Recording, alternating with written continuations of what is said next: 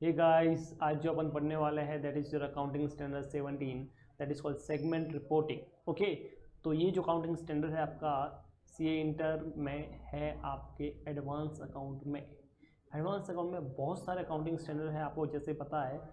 तो हम इस स्टैंडर्ड को ज़्यादा डिटेल में नहीं पढ़ेंगे क्योंकि एग्ज़ाम के पर्सपेक्टिव से देखा जाए तो इतना इंपॉर्टेंट नहीं है। ऐसा नहीं बोलूँगा कि इंपॉर्टेंट नहीं है, इंपॉर्टेंट है इसलिए पढ़ा रहा हूँ, बट इतना इंपॉर्टेंट नहीं है कि हम ज़्यादा टाइम इसमें दें। ठीक है, तो मैं यहाँ पे शॉर्ट नोट्स में आपको पढ़ा रहा हूँ समरी टाइप में। ठीक है, तो फिर चलिए फिर शुरू करते हैं। तो यहाँ पे आपको नाम से पता चलता है that is your segment reporting, यानी कि आपको क्या करने का है, सेगमेंट जो बिजनेस का है आपका उसको करने का है रिपोर्ट। क्या करने का है? रिपोर्ट करने का है।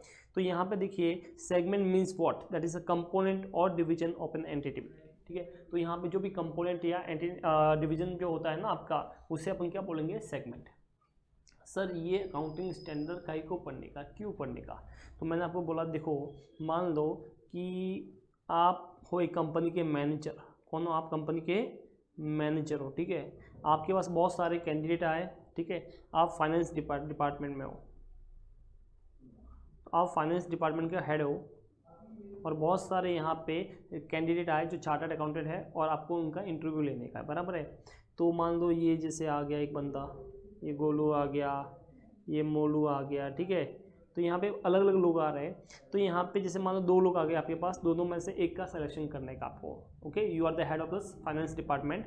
तो ओवरऑल देखा जाए तो इनकी जो आपने मार्कशीट देखी, दोनों को आर्टिकलशिप का एक्सपीरियंस सेम टाइप ही था, कुछ इतना था नहीं। जब आपने दोनों की मार्कशीट देखी तो आपको पता चला इसको मिला है 60% और इसको मिला है मान लो 70%। ठीक है, तो जब भी आप डिसीजन ले रहे हो ना, तो आप डिसीजन मान लो उसको चूज़ कर रहे हो, तो आप सिर्फ परसेंटेज के ऊपर इसमें नहीं कर सकते। ओके, आपको देखना पड़ेगा कि भैया यहाँ पे सीए फाइनल में से जो मार्क्स लाया 60% या 70%, उसमें सब्जेक्ट वाइज कितना आया।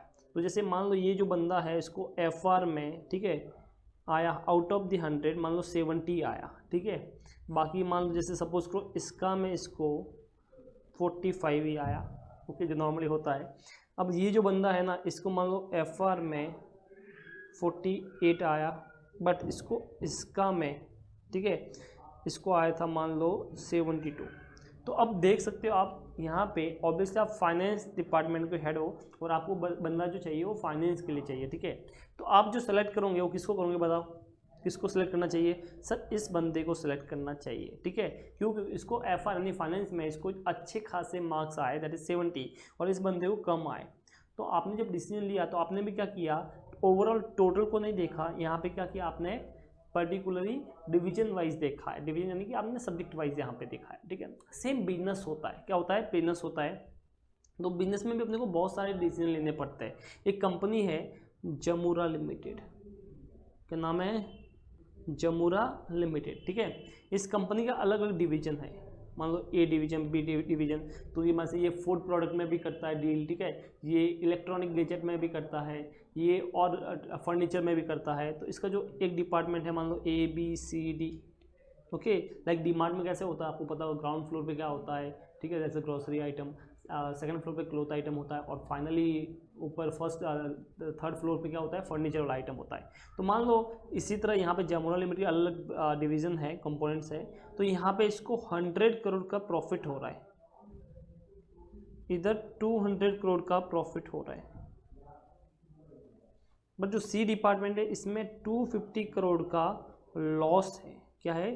250 करोड़ क्या है? लॉस है। और इधर इनको हो रहा है सपोज करो 20 करोड़ का प्रॉफिट, ऐसा। तो ओवरऑल जब कंपनी की बात करेंगे तो आपको क्या पता चलेगा, जब ओवरऑल में टोटल देखेगा तो आपको पता चलेगा कि भैया 200 और 320 का तो है प्रॉफिट और 250 का है लॉस, यानी 70 करोड़ के प्रॉफिट में दिखेगी कंपनी। ओके, तो अब टोटली तुम देखोगे इतनी बड़ी कंपनी है, करोड़ों की बात करिए, अरबों की बात करिए, और सिर्फ 70 करोड़ का प्रॉफिट है, ये क्या बात हुई? ठीक है, तो यहाँ पे आप देखो डिसीजन नहीं ले पा रहे हो। कब ले पाओगे? जब आपने यहाँ पे गौर से देखा कि इसके डिवीजन का हाल क्या है।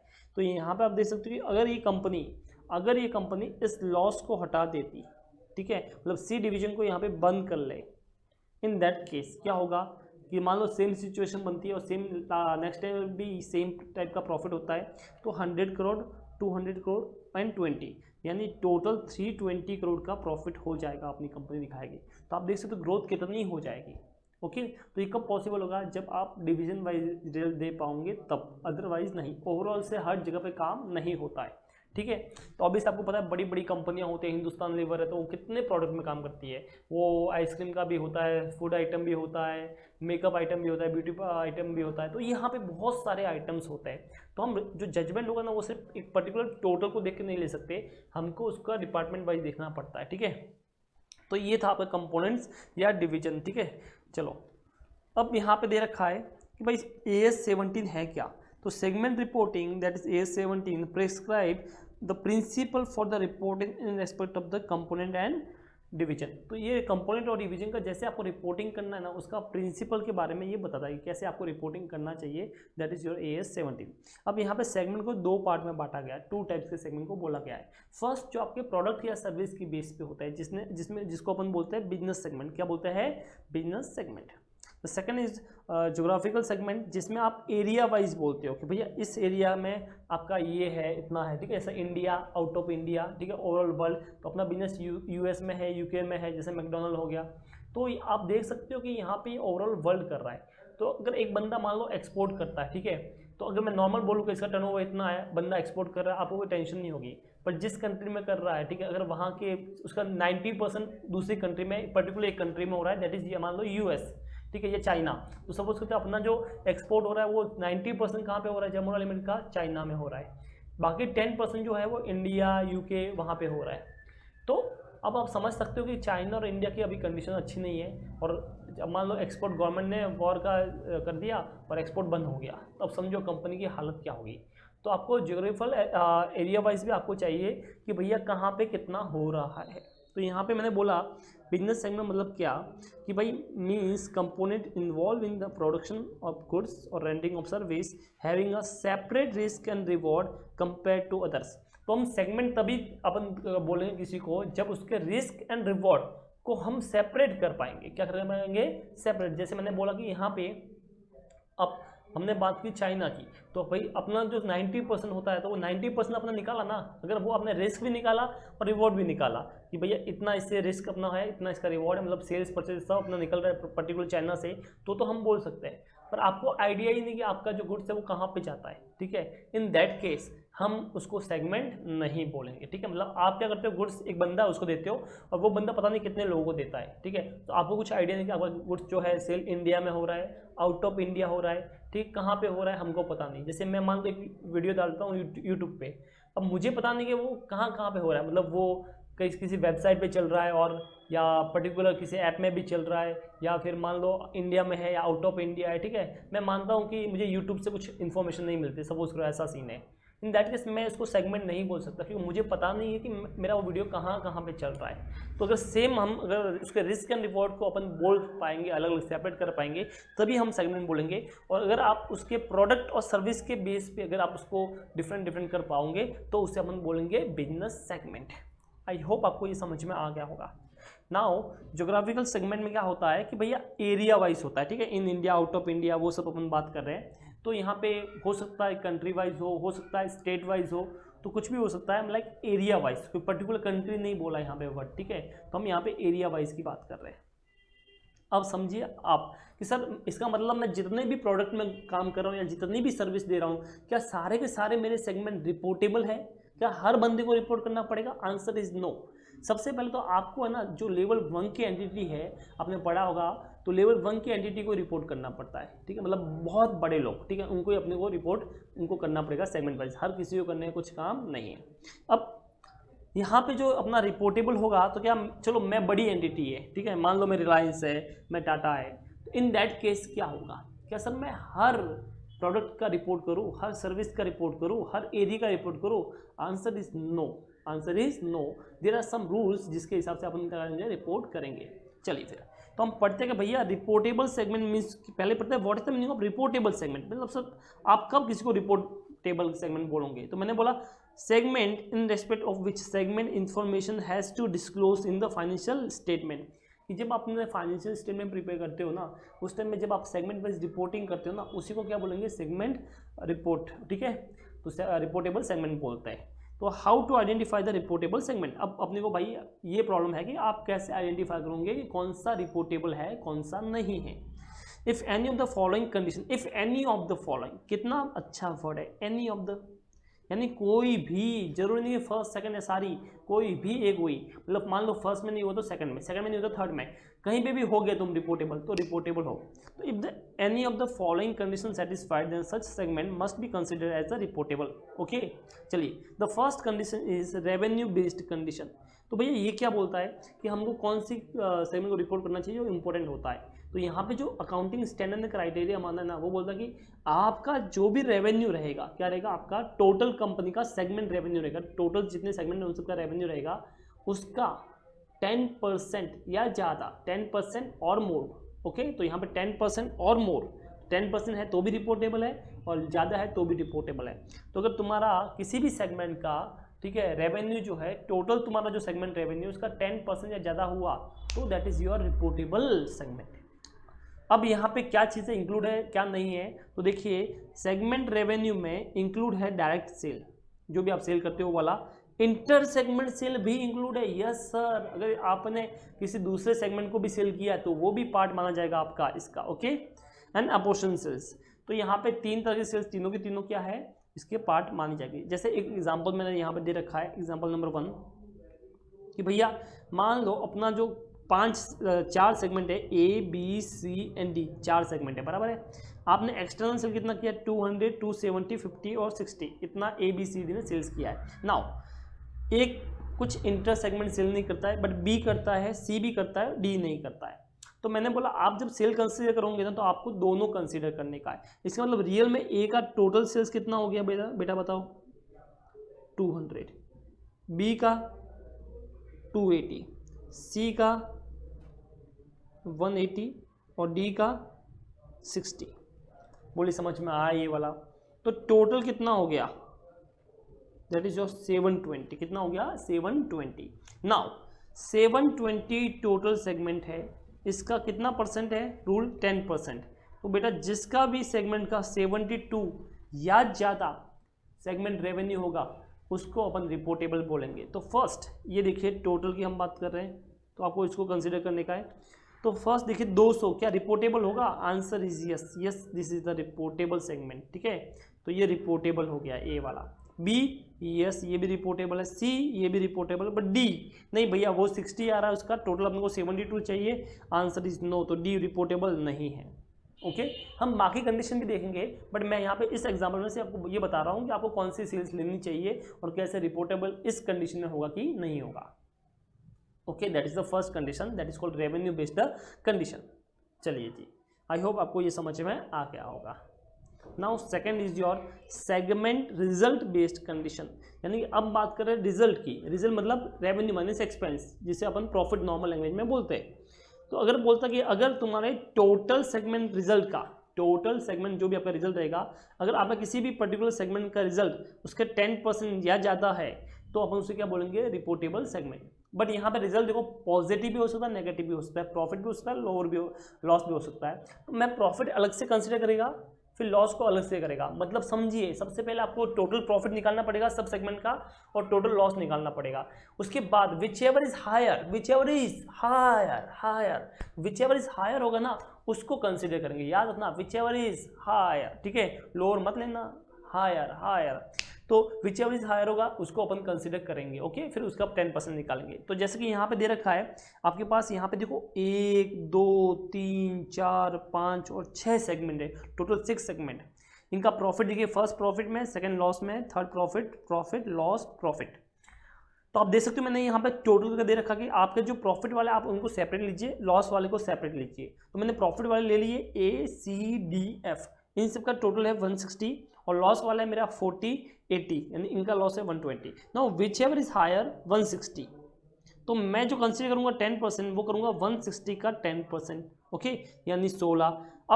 अब ये 16 कैसा, सिर्फ प्रॉफिट पे देखना है या लॉस पे, सब पे देखना है। अगर जिसका भी वैल्यू 16 से ज़्यादा, 16 या ज़्यादा होगा, 16 और मोर, इन दैट केस मैं उसको रिपोर्टेबल करेगा। जैसे फर्स्ट क्या रिपोर्टेबल है, yes, answer is yes.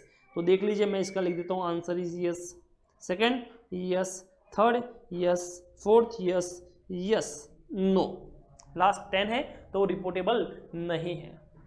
Understood? Okay, तो यहाँ पे आप देख सकते हो यहाँ पे सिर्फ एक ही नहीं है, बाकी सारे के सारे क्या है, रिपोर्टेबल है। अंडरस्टूड? अब चाहे सर लॉस है तो अरे उसको देखना ही नहीं, अपने को प्रॉफिट या लॉस बाद में नहीं दिखना है, सिर्फ कंपैरिजन के टाइम में स्टार्टिंग में दिखना है, उसके बाद नहीं दिखना है। उसके बाद जिसका भी होगा अपन 16 से हाई है, प्रॉफिट है वो चाहे लॉस हो, अपन उसको रिपोर्टेबल करेगा। अब सर आपने बोला सर रिजल्ट, रिजल्ट मीन्स क्या, रेवेन्यू या एक्सपेंस? मैंने बोला रेवेन्यू में से एक्सपेंस माइनस कर, दैट इज रिजल्ट। अब सर रेवेन्यू में क्या क्या चीज़ें इंक्लूड होगी, तो देख ले रेवेन्यू में कौन कौन सी चीज़ें इंक्लूड होगी। डायरेक्ट सेल्स होगा, yes sir. Inter segment sale होगा, एक दूसरे का वो भी ऐड होगा, यस सर। और अपोर्शन सेल होगा, वो भी होगा। तो इसका मतलब टोटल मिला के तुम्हारा रेवेन्यू में सारी चीज़ें आने वाली है। बट क्या चीज़ें नहीं आएंगी वो समझना इंपॉर्टेंट है कि रेवेन्यू में सर एक तो एक्स्ट्रा ऑर्डिनरी आइटम होती है ना, एज पर ES5 हमने पढ़ा है, ES5 उसके हिसाब से एक्स्ट्रा ऑर्डिनरी मतलब ऐसी आइटम जिनके बारे में सोचना भी पाप होता है, ठीक है, या फिर हम सोच भी नहीं कर सकते, वहाँ से कोई इनकम आ गया, इन दैट केस हम क्या बोलेंगे उसे, एक्स्ट्रा ऑर्डिनरी। ओके, अगर एक्स्ट्रा ऑर्डिनरी लॉस का बात करूँ तो जिसको सोचना पाप है, और इनकम की बात करूँ तो जिसको अपन सोचा, अपने कोई आइडिया भी नहीं था वैसा अपने को मिल गया। Okay, that is called extra ordinary items. तो यहाँ पे अगर वो है तो अपने को उसको नहीं लेने, कंसिडर नहीं करने का है। इंटरेस्ट और डिविडेंड इनकम आपको कंसिडर नहीं करने का है। कितनी मजेदार बात, इंटरेस्ट या डिविडेंड को आप कंसिडर नहीं करोगे। Okay, understood? बट अगर आपकी कंपनी कौन सी है, फाइनेंशियल कंपनी है, फाइनेंस करती है, इन दैट केस तो वो मेन इनकम हो गया, तो अपने को कंसिडर करने का है। तो यहाँ पर ब्रैकेट में लिखा other than financial segment. Gain on sale of asset उसको भी कंसिडर नहीं करने का है। तो ये चीज़ें आप इंक्लूड नहीं करोगे किसमें, रेवेन्यू देखते टाइम में। एक्सपेंस की बात करें तो जो भी डायरेक्ट एक्सपेंस होंगे सेगमेंट के सारे आपको लेने के हैं। कुछ ऐसे होंगे जो ट्रांजेक्शन विद अदर सेगमेंट आपने किए तो वो भी लेने के हैं, या आप जिसको डिस्ट्रीब्यूट कर सकते हो पर्टिकुलर सेगमेंट में तो वो भी लेने का है, ठीक है। बट क्या इंक्लूड नहीं होगा वो देख लीजिए, अपने को मेन फोकस यहाँ पे नहीं पे करना है। एक्स्ट्रा ऑर्डिनरी आइटम जिसको सोचना पाप है उसको नहीं लेने का है। इंटरेस्ट ऑन लोन ऑब्वियसली नहीं लेने का है, जैसे इंटरेस्ट ऑन डिविडेंड वो भी नहीं लिया, वैसे loss on sale of asset तो वो भी नहीं लेने का है। अंडरस्टूड? तो इस तरह से आपको जब मैं रिजल्ट देख रहा हूँ तो आपको ये चीज़ें नहीं लेने की है। अब third one condition is your segment asset based condition, ठीक है। तो आपने सबसे पहले देखा क्या, देखा रेवेन्यू, फिर आपने देखा result, now the asset based condition. तो बोलता है कि इफ सेगमेंट असेट आर 10% और मोर ऑफ टोटल असेट, ठीक है, ऑफ ऑल सेगमेंट, यानी कि आपके पर्टिकुलर सेगमेंट की जो टोटल असेट है, ठीक है, टोटल असेट का आपका ये सेगमेंट जो आपके पास देख रहे हो, क्या वो 10% या ज़्यादा है, हाई है, इन that case that is reportable, otherwise not. Asset means fix asset लेते हैं और करंट असेट बेटा दोनों लेंगे, कंसिडर करेंगे ऑफ सेगमेंट। बट उसमें मान लो DT है आपको दे रखा है तो आपको कंसिडर नहीं करने का है, तो माइनस करने का दे रखा है। तो कॉर्पोरेट असेट है, कॉर्पोरेट असेट मतलब ऐसी असेट बेटा जो पर्टिकुलर बिजनेस से लिंक करती है, ठीक है, किसी सेगमेंट पे नहीं, पर्टिकुलर कॉर्पोरेट आपको जो पूरी कंपनी है उससे लिंक है, पर्टिकुलर किसी सेगमेंट पे नहीं बोल सकते, तो दैट इज कॉर्पोरेट असेट, तो उनको अपन इंक्लूड नहीं करेंगे। ओके, उसके बाद बोलता है सेगमेंट, ठीक है, और क्या बोलता है, asset are consider net of asset. कितनी मस्त बात बोली, नेट असेट कंसिडर करना, इसका मतलब अगर डेप्रिसिएशन लेस करना बाकी तो डेप्रिसिएशन लेस करके नेट आएगा, प्रोविजन कुछ है तो प्रोविजन लेस करने के बाद नेट आएगा, तो ये नेट चीज़ें अपने को लेनी पड़ेगी। ओके, तो जब भी मैं ये क्राइटेरिया देख रहा हूँ तो आपको चेक करना पड़ेगा कि टोटल असेट क्या है। ओके, इसके ऊपर अपन क्वेश्चन भी है इलस्ट्रेशन मॉड्यूल में, वो भी करेंगे, तो ये चीज़ आप ध्यान रखना। अब देखिए, अब एक और है मैनेजमेंट डिस्क्रिशन। ये क्या होता है कि भैया सुनो कि मान लो कोई भी सेगमेंट ऊपर की कंडीशन में नहीं आता है, मतलब वो रिपोर्टेबल नहीं है, बट मैनेजमेंट लोगों को लगता है, जजमेंट उनका ऐसा है, उनको ऐसा लगता है कि भैया ये आना चाहिए, ठीक है, उनके पास कोई बेस है या उनको इतना ज़्यादा इंपॉर्टेंट लगता है, उनकी समझदारी या बोल सकते हो कि ऐसी है कि भाई उनको लगता है कि नहीं ये रिपोर्ट होना चाहिए, that is the very important, in that case उसको भी रिपोर्ट किया जा सकता है। ओके, चलिए एक लास्ट में है तुम्हारा ओवरऑल टेस्ट। ये बड़ा अच्छा टेस्ट है।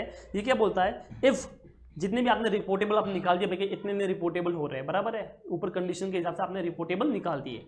If total external revenue, external, हाँ बट ध्यान से सुनना, एक्सटर्नल मतलब अदर देन इंटर सेगमेंट वाले, external revenue attributable to the reportable segment constitute less than 75% of total enterprise revenue, additional segments should be identified as a reportable segment even if they do not meet the 10% threshold as above until at least 75% of the total enterprise revenue is included in reportable segment. तो क्या बोलता है, सुनो कि आपने जितने भी reportable segment निकाले ना ऊपर से, आपने जितने भी रिपोर्टेबल सेगमेंट निकाले ऊपर से, बराबर है, आपकी जो भी टोटल रेवेन्यू है ना आपका, ठीक है, आपका जो एंटरप्राइज का टोटल रेवेन्यू है, ओके, वो उसका जो आपने रिपोर्टेबल सेगमेंट निकाला वो टोटल एंटरप्राइज रेवेन्यू कितना होना चाहिए, 75% होना चाहिए।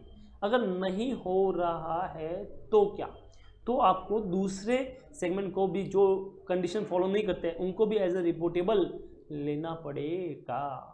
समझ में आया कि भाई ये मान लो अपने पास 4 सेगमेंट आए, ए आया, बी आया, सी आया, डी आया, बराबर है।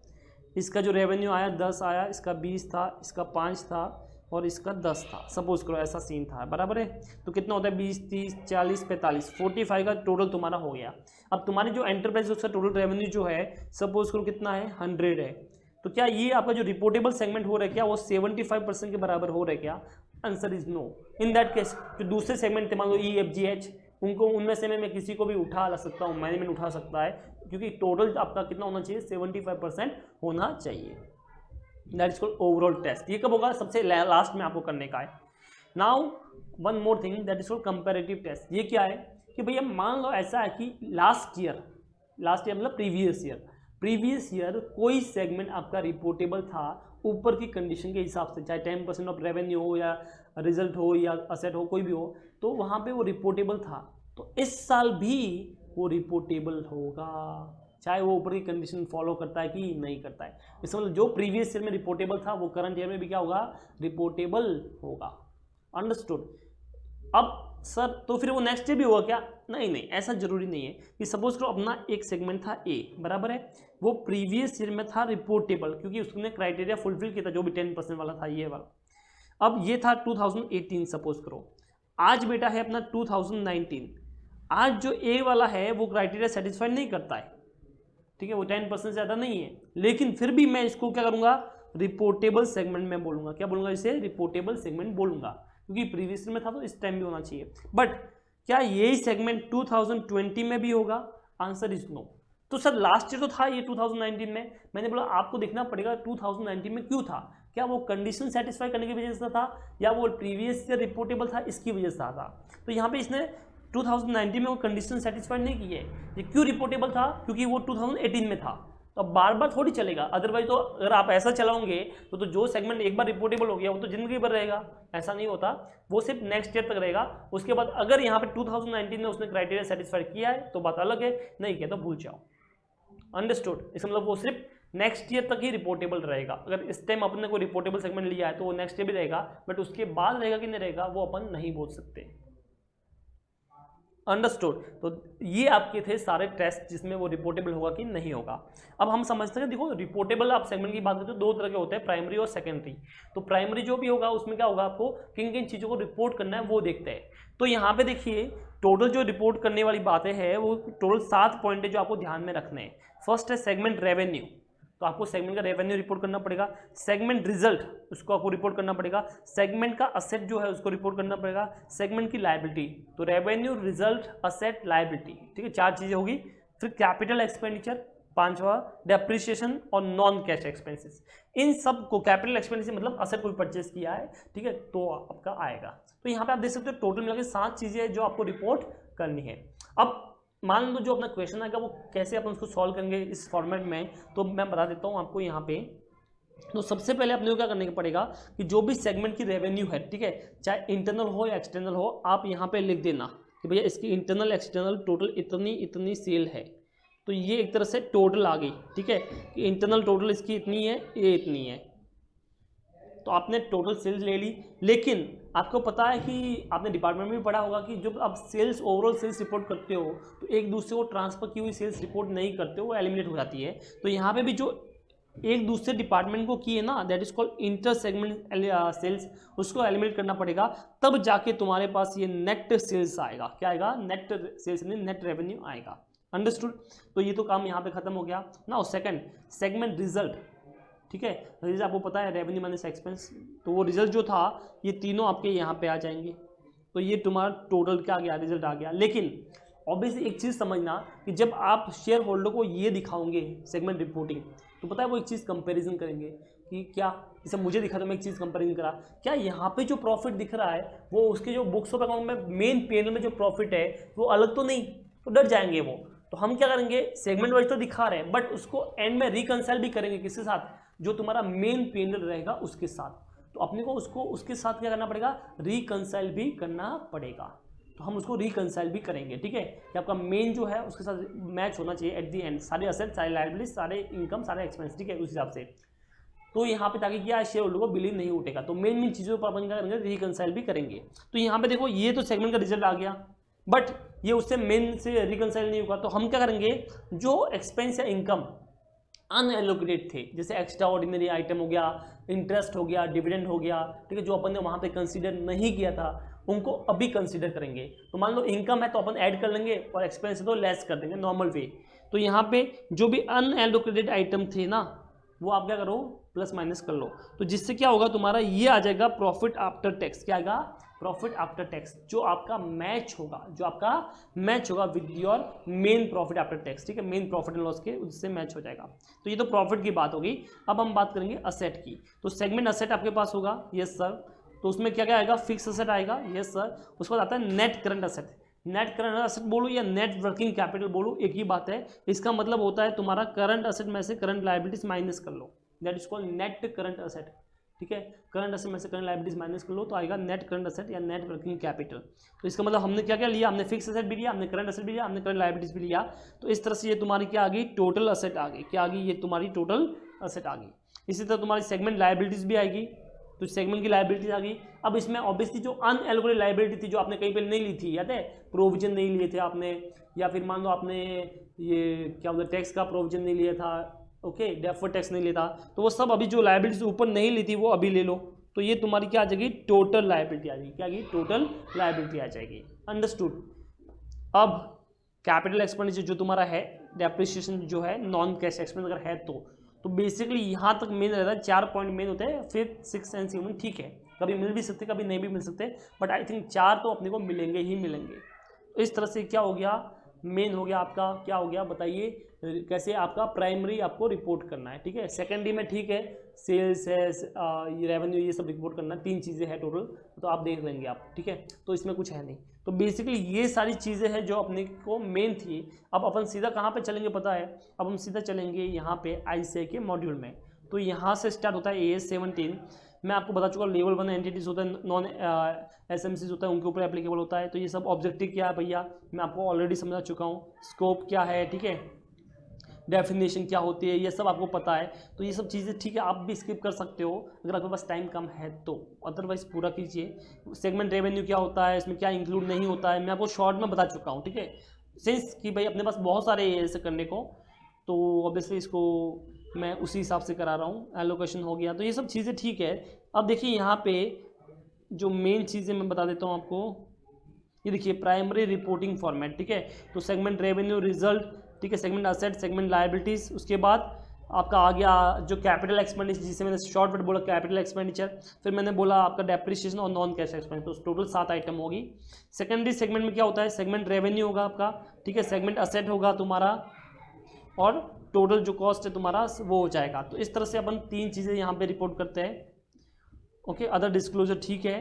तो यहाँ से अपन अभी स्टार्ट करेंगे इलस्ट्रेशन नंबर 1। तो बोलिए यहाँ तक कुछ भी डाउट है तो एक बार कमेंट कर लीजिए, ठीक है मुझे। चलिए फिर चले आगे। Accounting of the sport limited gives the following data regarding it's 6 segment.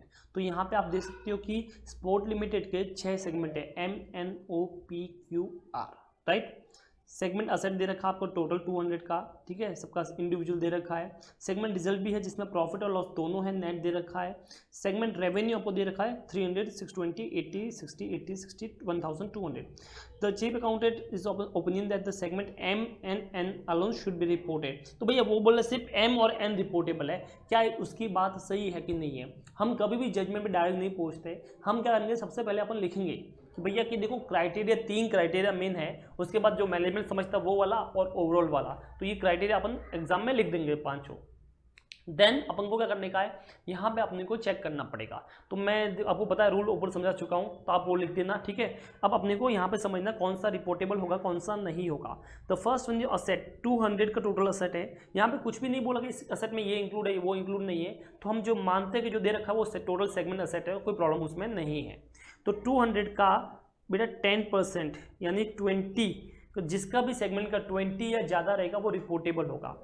तो मैं देखता हूँ क्या 40 रिपोर्टेबल है, आंसर इज यस, ठीक है, ये यस है, ये भी है, ये वाला भी है, ये भी रिपोर्टेबल है, ये भी है, सिर्फ ये वाला रिपोर्टेबल नहीं है।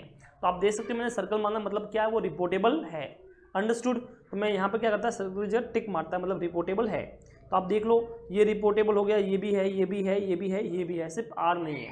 तो अब अपने देखना पड़ेगा क्या आर किसी और में तो रिपोर्टेबल नहीं है, तो वो भी हो जाएगा, क्योंकि कंडीशन थी और ये नहीं तो ये नहीं तो ये, और एक बार हो गए तो रिपोर्टेबल हो गया। तो इसका मतलब MNOPQ सब रिपोर्टेबल है, सिर्फ आर के बारे में अपने को सोचना है। अब देखिए यहाँ पे टोटल दे रखा है, मैंने बोला था अपने को लॉस सेपरेट कंसीडर करने का और प्रॉफिट सेपरेट कंसीडर करने का है। तो मैंने बोला कंपनी के प्रॉफिट कितना है और लॉस कितना है। तो प्रॉफिट देखिए 50 है, 10 है, 10 है और 30 है, तो 50, 60, 70 और 30 यानी 100 का प्रॉफिट है। लॉस 190 है और 10 है, 200 है। अपना आंसर होता है विच एवर इज हायर, तो हायर कौन है 200। तो बेटा 200 का 10% यानी अगर किसी का भी 20 से ज़्यादा हुआ प्रॉफिट या लॉस कुछ भी, तो वो क्या होगा रिपोर्टेबल होगा। तो अपने को 20 चेक करना पड़ेगा। तो अपन चेक करते हैं सबसे पहले 20। तो देख लीजिए क्या ये रिपोर्टेबल है, यस। क्या ये रिपोर्टेबल है, यस। क्या ये रिपोर्टेबल है, नहीं नहीं नहीं, यस। तो मैंने इसके हिसाब से भी सब लिख दिया, बराबर है। टोटल को मत करना, ठीक है। तो यहाँ पे 8 तक हमने कर लिया है। नाउ रेवेन्यू सीधा है 1200 है, 1200 का कितना 10% 120। तो देखो रिपोर्टेबल है, yes yes, cross cross cross cross. तो मैंने बता दिया भैया, सुनो अभी अब अपना फाइनल कंक्लूजन क्या निकलता है ये सुन लो, ये इंपॉर्टेंट है। तो फाइनल कंक्लूजन देखो, as per this asset condition, ठीक है, अपना क्या था कि MNOPQ है, आर नहीं है। अब देखना पड़ेगा, मतलब इसका मतलब रिपोर्टेबल सब हो गए एक्सेप्ट आर। तो अगर आर कहीं और रिपोर्टेबल है क्या, यस सर, रिजल्ट के हिसाब से रिपोर्टेबल है, तो इसका मतलब सारे के सारे सेगमेंट क्या हो गए रिपोर्टेबल हो गए। या ऐसा बोलो कि आप चेक कीजिए कि भैया क्या एम वाले पे कहीं पे टिक आ रहा है क्या। अगर आपने ऐसा किया है तो चेक कीजिए क्या एम पे कहीं पे टिक आ रहा है क्या, यस कहीं पे भी आया, तीनों में से कहीं पे भी आया तो रिपोर्टेबल हो गया। देखो यहाँ पे सेकंड में आ गया तो रिपोर्टेबल है, इस पे भी आ गया तो रिपोर्टेबल है, इस पे भी रिपोर्टेबल, इस पे भी रिपोर्टेबल, इस पे भी रिपोर्टेबल, इधर देखिए इधर टिक आया है तो ये भी रिपोर्टेबल। मतलब सारे के सारे सेगमेंट क्या है, रिपोर्टेबल सेगमेंट है, अंडरस्टूड। तो देखो ये कैसे लिखना आपको एग्जाम में, ये सबसे पहले आपका नाम आ गया, फिर प्रोविजन आ गया, ये प्रोविजन पूरे प्रोविजन है सारे, ठीक है। फिर अपन इसको एनालिसिस करेंगे यहाँ पे। तो एनालिसिस में हमने देखा कि भैया टर्नओवर के हिसाब से M और N थे, ठीक है, रिजल्ट के हिसाब से MNR है, और उसके बाद उसने क्या बोला, असर के हिसाब से सारे हैं एक्सेप्ट R। अब कंक्लूजन क्या तुम्हारा, since all the segment are covered in at least one of the above criteria, all segment have to be reported upon in the accordance with the accounting standard 7, hence the opinion ये main लिखना, इसको मत बोलना, क्योंकि आपको क्या पूछा कि भैया अकाउंटेंट सही है कि रॉन्ग है। अगर आपने ये नहीं लिखा तो एक मार्क गया, hence the opinion of the chief accountant is wrong। तो ये आपका फाइनल कंक्लूजन रहेगा कि भैया जो अकाउंटेंट ने बोला वो रॉन्ग बोला है, सारे के सारे सेगमेंट क्या हो गए रिपोर्टेबल हो गए। तो इसका एक मार्क रहेगा, तो ये चीज़ ध्यान रखिएगा आप। अब सेकंड देखिए, company has a inter segment transfer, कर सकती है, यस कर सकते हैं, कोई बात नहीं है। एक सेगमेंट दूसरे सेगमेंट को ट्रांसफर कर सकता है विथ कुछ प्रॉफिट या जो भी कम करना है कर सकता है। बट अगर ये फॉलो करे तो आपको ये चीज़ सेगमेंट में डिस्क्लोज करनी पड़ेगी, अपने फाइनेंशियल स्टेटमेंट डिस्क्लोज करना पड़ेगा।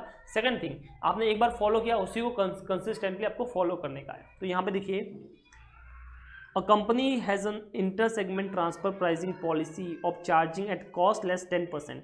तो वो क्या करती है कि भैया जितना भी कॉस्ट है उससे 10% में दूसरे को ट्रांसफर करती है। Now the market price are generally 25% above cost. Market में क्या होता है 25% अबव कॉस्ट में सेल होता है। Is the policy adopted by the company is correct, yes correct तो है, लेकिन किंतु परंतु कुछ चीज़ें ध्यान रखनी पड़ेगी। क्या देख लेते हैं, as per the ES 17 segment reporting required that the inter segment transfer should be measure on the basis that the enterprise actually use to price this transfer, the basic of the pricing inter segment transfer and any change therein should be disclosed। अगर आपने कुछ change किया तो आपको क्या करना पड़ेगा, disclose करना पड़ेगा in the financial statement. Hence the enterprise can have its own policy for pricing inter segment transfer okay, तो उसकी खुद की पॉलिसी हो सकती है। And hence inter segment transfer may be based on cost, below cost और market price. तो yes, ज़्यादा कॉस्ट पे, नीचे कम ऊपर कुछ भी हो सकता है। हाउएवर किंतु परंतु क्या बोलता है, which ever policy is followed, जो भी आपने पॉलिसी फॉलो की है, कॉस्ट से कम कॉस्ट या more than cost market price, the same should be disclosed, आपको डिस्क्लोज करनी पड़ेगी। एंड अप्लाइड कंसिस्टेंटली, आपको उसको कंटिन्यू यूज करना पड़ेगा सेम चीज को। Therefore in the given case inter segment transfer pricing policy adopted by the company is correct if the followed consistently. तो आप कंटिन्यू उसको फॉलो कर रहे हो, आपकी बात बराबर है, अदरवाइज बराबर नहीं है तो आपको मार्केट प्राइस पे दिखाना पड़ता है, ठीक है। बट अगर आप दिखा रहे हो तो आप कंसिस्टेंटली फॉलो करोगे तो ओके, कोई प्रॉब्लम नहीं है। आई थिंक आपको ये समझ में आ गया होगा, कुछ इसमें इंपॉर्टेंट था नहीं। इलस्ट्रेशन 3 की बात करते हैं। एसएस XYZ limited has 3 segment namely X, Y and Z। The total asset of the company are 10 crore. तो टोटल असेट इतना है 10 करोड़ है। सेगमेंट X के पास 2 करोड़ का असेट है, सेगमेंट Y के पास 3 करोड़ और सेगमेंट Z के पास 5 करोड़ का। तो 5, 3, 2 10 करोड़ हो गया। Deferred tax asset, oh my God, यहाँ पे क्या दे रखा है, डेफर्ड टैक्स असेट दे रखा है आपको, ठीक है।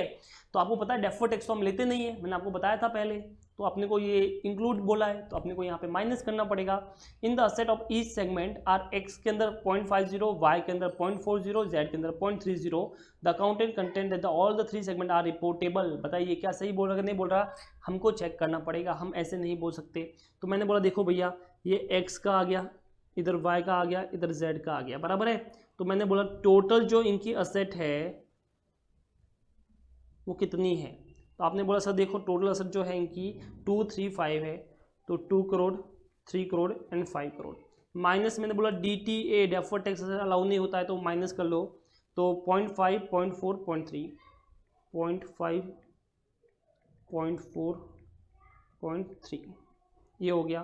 तो कितना बच गया, तो सर इसका आ गया 1.5 करोड़, इसका आ गया 2.60 और इसका आ गया 4.70, राइट। इस तरह से ये टोटल आ गया तुम्हारे पास। तो आप देख सकते हो इनका टोटल कितना होता है, तो मैं कैसे उठाता हूँ 1.5 प्लस 2.6 प्लस 4.7 दैट इज 8.8। कितना आता है टोटल 8.80। अब इसका 10% कीजिए तो पता चलेगा आपको कितना आया। तो इसका मैंने 10% किया तो आपका गया 0.88। तो क्या 0.88 से सब हाई है। अच्छा मैं चेक किसको करेगा, मैं चेक इसको करेगा, जो अभी अपने नेट निकाली है वो वाली। तो 1.5 yes reportable, 2.6 yes reportable, Z 4.7 yes reportable. इसका मतलब जो उसने बोला बराबर बोला है, आंसर इज यस, ठीक है। सारे के सारे सेगमेंट क्या है, रिपोर्टेबल सेगमेंट है। तो आप ये आंसर पढ़ सकते हो। तो आई थिंक ये काफ़ी इजी था, कुछ इसमें था नहीं।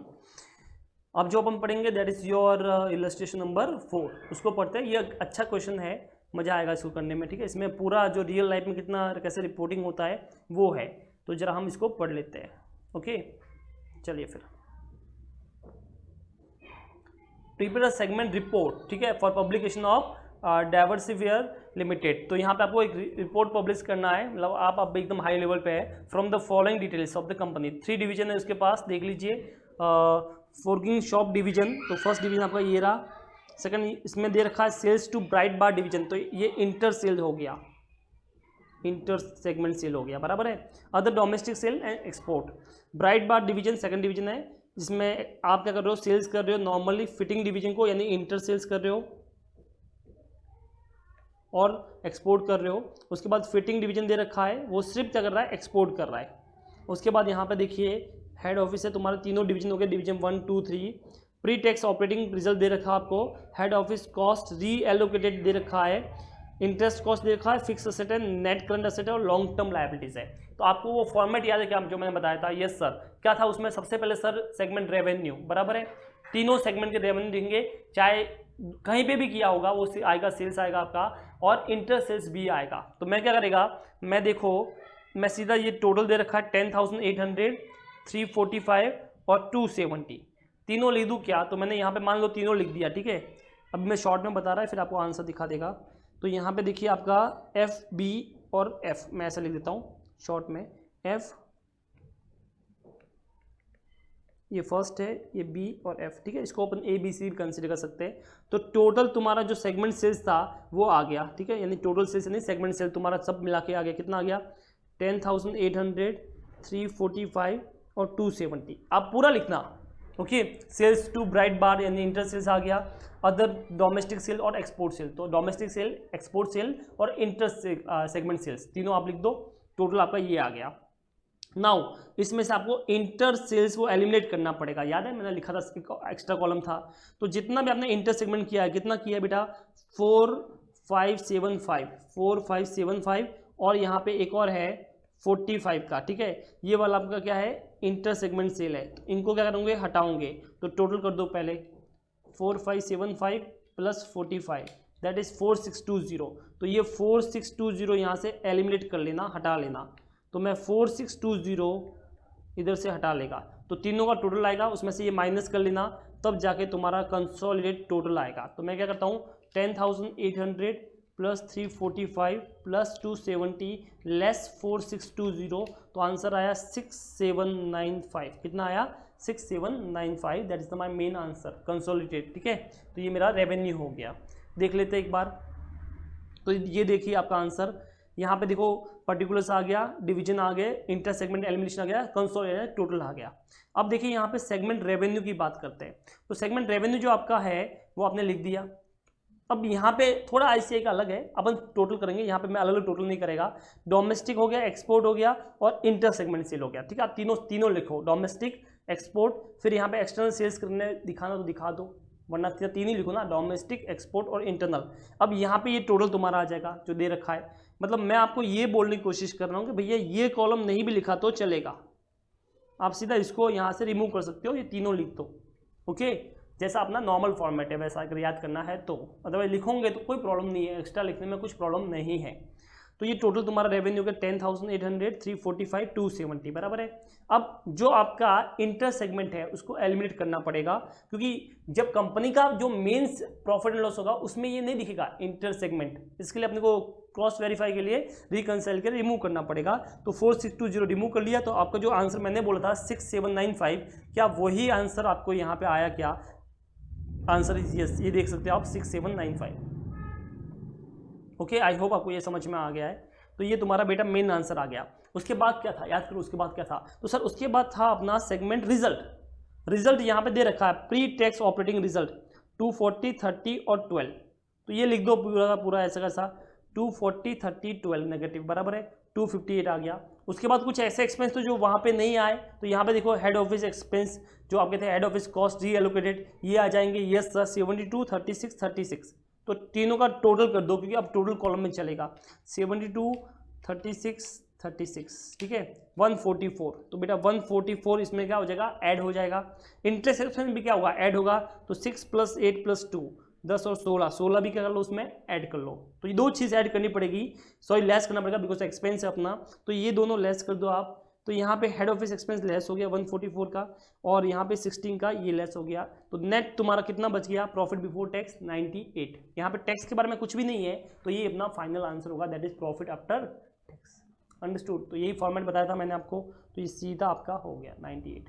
ठीक है, मतलब किया क्या, हम देखो एक बार फिर से देखते हैं। हमने सबसे पहले सेल्स लिखा, सेगमेंट रेवेन्यू निकाला, जिसमें जो भी सेल्स थी, चाहे एक्सपोर्ट थी, चाहे डोमेस्टिक, चाहे इंटर सेल्स थी, वो सब लिखी। फिर टोटल किया। टोटल करने के बाद मैंने क्या किया, तीनों डिवीजन का टोटल किया, उसमें से इंटर सेल्स एलिमिनेट किया अलग से पास के कॉलम में। फिर मेरा बाहर आ गया, मेन बाहर कॉलम आ गया, बराबर है। ये टोटल मेरा रेवेन्यू हो गया। अब अपन ने बात की रिजल्ट की, तो रिजल्ट मैंने तीनों का टोटल के लिखा। नाउ अब अनएलोकेटेड एक्सपेंस जो इस रिजल्ट में नहीं है वो भी करना पड़ेगा। सर क्यों करना है, तो तुम्हारा मैच होगा ही नहीं ना मेन प्रॉफिट एंड लॉस से। जो देखेगा वो घबरा जाएगा, बोला सर ये क्या है, इधर कुछ और उधर कुछ और, तुम घपला कर रहे हो। तो वो घपले वाली बात नहीं आनी अपने को। तो यहाँ पे देखो एक्सपेंस बोल रखा है 144 का एक्सपेंस हुआ आपका, हेड ऑफिस कॉस्ट है, एक्सपेंस है, तो 144 का वो लेस कर दो। इंटरेस्ट का कॉस्ट है, एक्सपेंस है, तो वो लेस कर दो। तो तुम्हारा बच गया प्रॉफिट बिफोर टैक्स 98। ये तेरा आंसर बेटा मेन पीएनएल के प्रॉफिट बिफोर टैक्स से क्या होगा, मैच होगा। अंडरस्टूड। अब उसके बाद क्या था, याद करो सेगमेंट असेट। तो सेगमेंट असेट ले लो बेटा।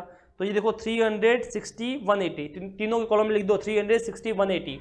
अब जो अनएलोकेट था वो उसमें ऐड करते हैं, याद किया ना, यस। और नेट करंट एसेट भी ऐड करते हैं, तो मैंने नेट करंट एसेट भी ऐड कर लिया 180, 60, 135, तो ये भी उसमें क्या कर लो, ऐड कर लो, ये ऐड कर लिया, दोनों ऐड होगी, fix asset net current asset. अब इसमें अनएलोकेटेड एसेट वो भी ऐड करो, तो 75, 72 ये भी क्या हो जाएगी, उसमें ऐड हो जाएगी बेटा। तो ये देखिए, ये आपकी फिक्स एसेट 360, 180 टोटल हो गई 540, 180, 60, 131 नेट करंट एसेट होगी। अब आपने जो दोनों की थी, कौन कौन सी, ये वाली 75, 72 हेड ऑफिस की, इसको मैं बोलूँगा अनएलोकेटेड, क्योंकि वो तो उस डिपार्टमेंट में है ही नहीं, तो अनएलोकेटेड होगी। तो ये आप इसमें क्या कर लीजिए, ऐड कर लीजिए 145, टोटल तुम्हारा आ गया 1062।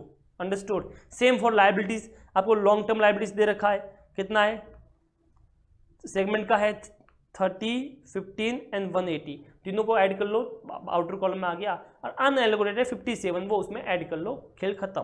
ये अनएलोकेटेड आ गई 57 इसमें, और ये हो गया तुम्हारा खेल खत्म। बोलिए क्या ये आपको समझ में आया है टोटल? ओके, तो इस तरह से आप कर सकते हो, अपनी नोटबुक में जरूर ट्राई कीजिएगा। अब ये तो हो गया आपका डिवीजन वाइज।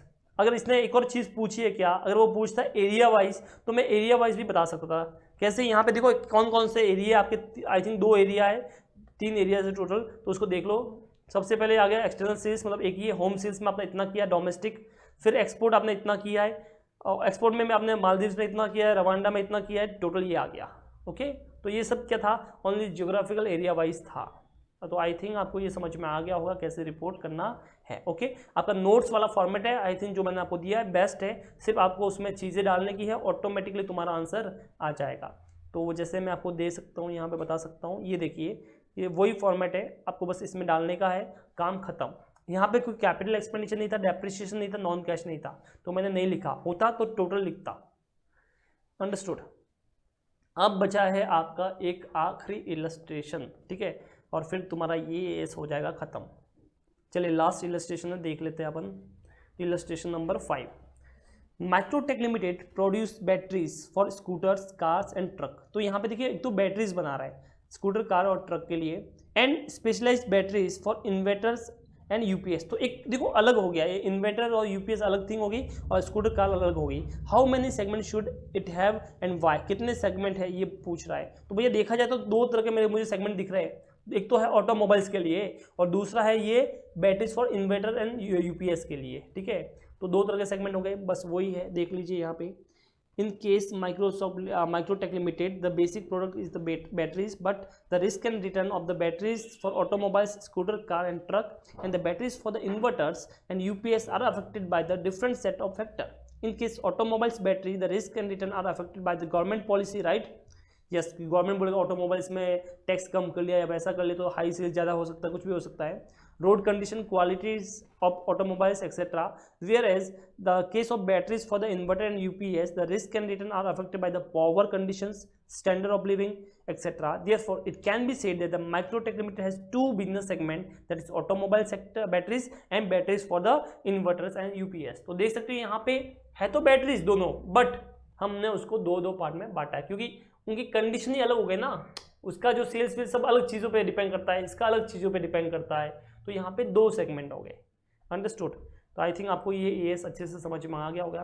कमेंट करके जो मुझे जरूर बताइए कि आपको कैसा लगा, और अगर आपको कुछ क्वेरी है तो आप मुझे यहाँ पे व्हाट्सअप कर सकते हो 9867414390। ओके, इस नंबर पर आप मुझे व्हाट्सअप कर लीजिए। ओके, चलिए फिर टाटा बाय बाय।